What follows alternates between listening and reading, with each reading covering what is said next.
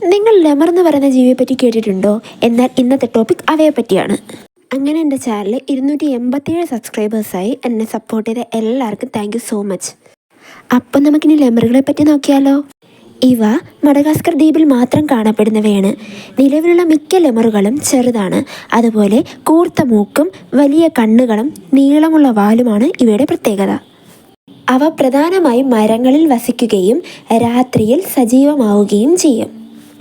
മറ്റ് പ്രൈമേറ്റുകളുമായി ലെമറുകൾക്ക് സാമ്യമുണ്ട്, പക്ഷേ കുരങ്ങുകളിൽ നിന്നും സ്വതന്ത്രമായി പരിണമിച്ചവയാണിവ.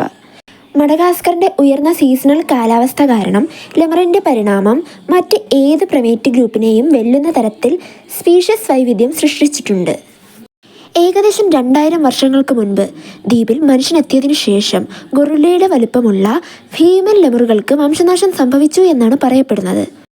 ലെമറുകൾ തന്നെ പല സ്പീഷ്യസിലുണ്ട്, എന്നുവെച്ചാൽ പല കളറുകളിൽ. നമുക്ക് ലെമറിൻ്റെ സൗണ്ട് ഒന്ന് കേട്ടാലോ?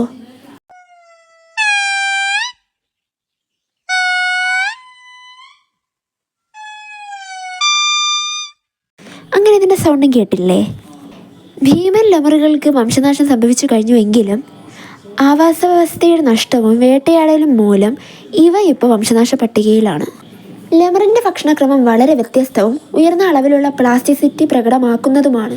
Thanks for watching my video. Video ഇഷ്ടമായ ലൈക്കും സബ്സ്ക്രൈബും ചെയ്യാൻ മറക്കല്ലേ. അതുപോലെ വീഡിയോ ഇഷ്ടമായോ ഇല്ലയോ എന്ന് കമൻറ്റും കൂടെ ചെയ്യുക.